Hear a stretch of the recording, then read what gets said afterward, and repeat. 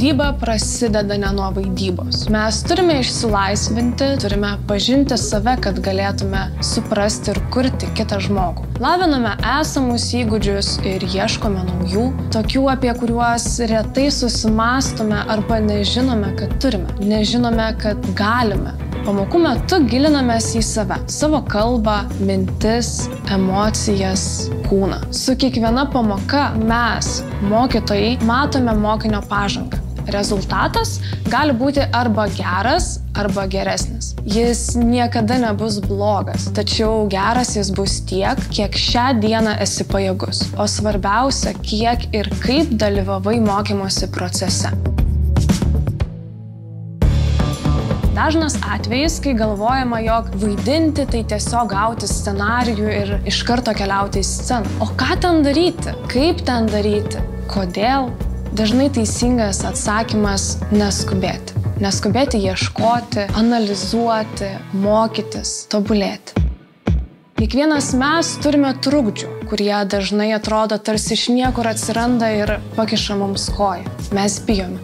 Baimės reikia išvaryti. Mūsų balsas dreba. Dirbame prie kvėpavimo ir kalbėjimo technikų. Mes perdėtai savimi pasitikime. Būna ir taip. Keliame daugybę klausimų. Kartais rasti atsakymai nebūtinai gali patikti, bet čia ir prasideda savęs pažinimo kelionė. Kiek vėliau? Taip, vaidyba.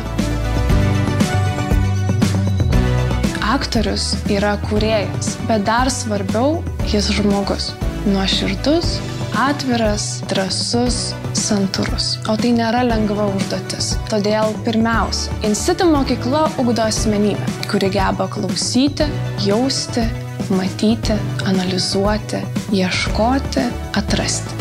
Atradus džiaugtis ir dalintis, tačiau nesusireikšminti ir nepasikelti. Kartais atradimai gali ir nuvilti. Dar negaliu to, nesuprantu kaip, o galbūt dar ne dabar. Kiekvienam savas laikas. Ne visi mes galime suvaidinti viską, o kartais to net ir nereikia. Vieni gali būti vienokio žanro aktoriai, kiti kitokio. Vieni yra specifiniai tipažai, kiti sukuria be galo skirtingus vaidmenis. Treti gali vaidinti ir kine, ir teatre. O dar kiti gali būti tik vieno vaidmens aktoriai, bet galbūt tas vaidmuo yra be galo ypatingas.